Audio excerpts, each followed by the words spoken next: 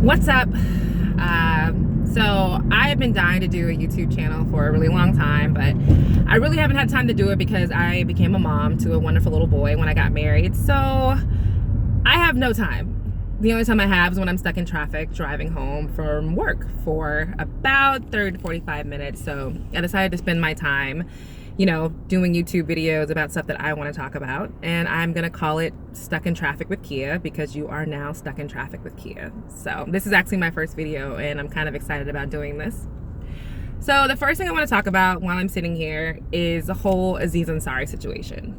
As a lot of you guys know, a girl anonymously named Grace put out an interview with babe.net about her experience with Aziz Ansari. She went into very extensive detail about her experience with the actor and comedian. And she kind of made, like I said, this graphic experience about how they went to dinner. It was nice. They went back to his apartment.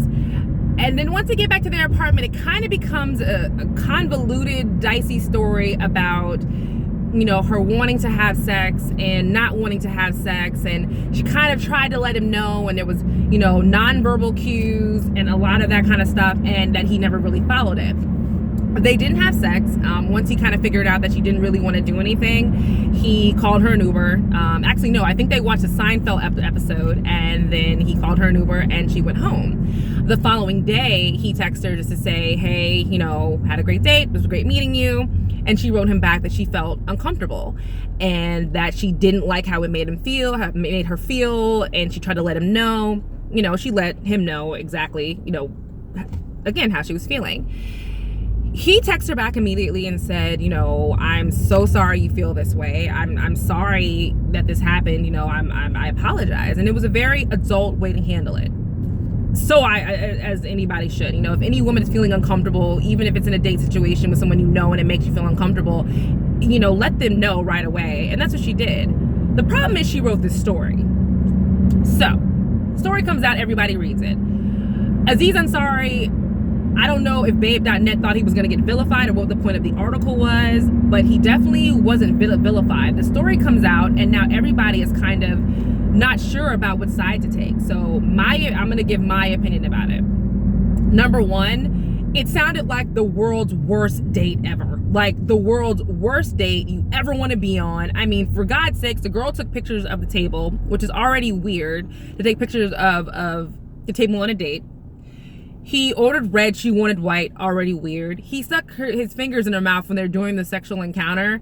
Again, what is that? Like, who does that? Like, how was that a foreplay situation? I thought that was a wrestling move by somebody who stuck their fingers in their mouth and then slammed them on the ground. My husband likes wrestling. That's the only reason why I know that really dumb random fact. Anyway, it was a lot of very back and forth with the sexual encounter, like, do you want to? I don't want to, but I want to kiss you. I don't want to kiss you. I want to, go down on you. I don't want to go down on you. I want to give you head. I don't want to give you head. It was just a really confusing situation. And then also the nonverbal cues.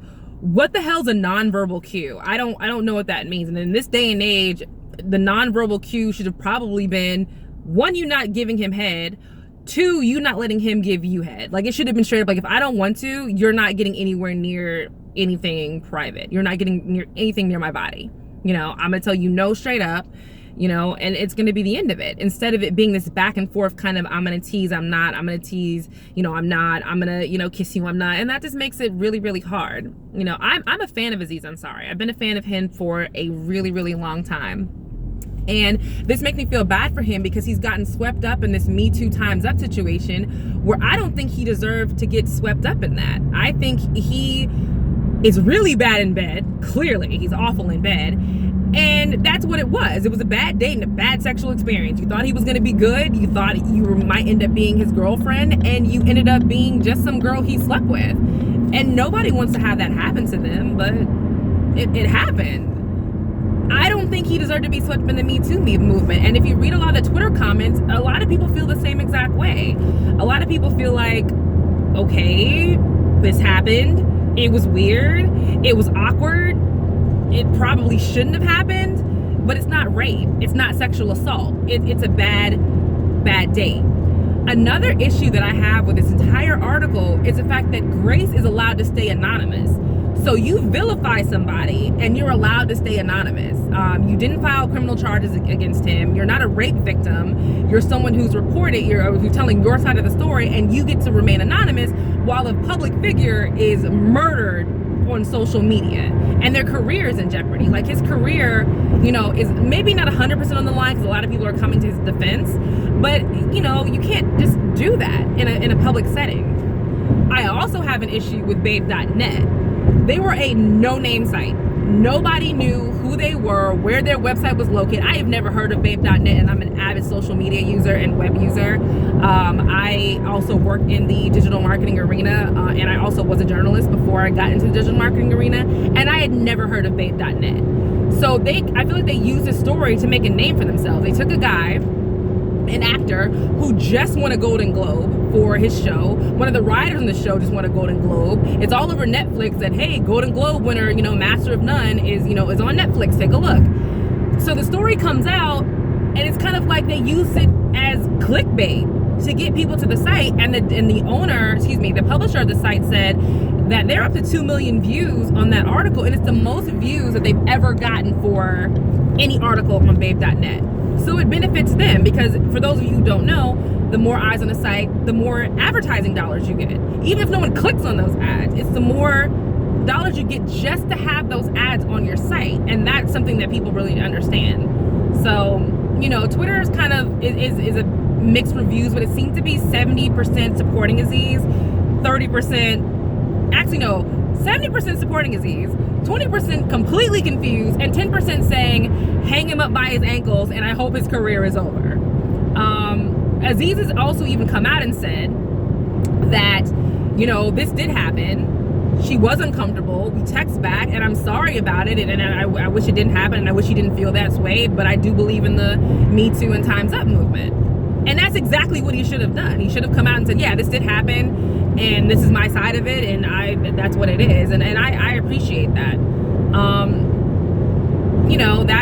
That's really great. And I had one more point I wanted to make. I'm gonna do this whole getting confused a lot because I'm driving home. But another comment that I wanted to make is the fact that, a lot of the guys who've come out have had one person at first come out, and then it ends up being 5 or 6 other women. We are now 72 hours out from what happened to him, and no other girl has come out and said, I've had the same exact experience with Aziz. And I think that needs to also be taken into consideration. He's not had one girl since the Grace persona have come out and say, I'm hurt. Aziz did the same thing to me. I felt just as confused as Grace. I didn't know what was going on. And I asked him to stop and said no. And he didn't want to stop. That means something. That really does. And it hasn't happened for him, and that's another reason why I support Aziz. I don't think he meant to do this. I don't think it was something that he did, trying to take advantage of her or have power over her. I think it was, like I said, a really, really shitty date. And by the way, no offense to Aziz, I think he's cute because my husband actually looks a lot like Aziz, hence my sindoor on my forehead. My husband's Indian, but he's not that cute, and he's kind of shaped like an orange with arms and legs. So he's an odd shaped guy, and he's not that attractive. So I feel like she really liked him because he was famous, and when she didn't live up to the expectation, she kind of just vilified him. Like, you didn't like me like I wanted, now I'm gonna ruin your life. And I feel like a lot of girls do that, but this is a whole different situation. So, I support Aziz. I think this is a bad situation. I think babe.net should be ashamed of themselves, and I think Grace, instead of hiding behind the moniker of the pseudonym of Grace, you need to come out. And if you're gonna ruin someone's life over this silly little story, which is really a silly little story, silly little convoluted story, then you need to come out and stop playing around. So thanks for listening to me rant about this Aziz Ansari story. I will be posting more of these videos on YouTube. I am not under the expectation that I'm gonna become some YouTube star. Love that. I'm not under the assumption I'm going to become some YouTube star, but I am stuck in traffic, and when I'm stressed out, I talk to myself anyway, so I might as well put it on YouTube so other people can hear me. So, all right, enjoy the rest of your evening, and I will talk to you in the next time with, Caught in Traffic with Kia.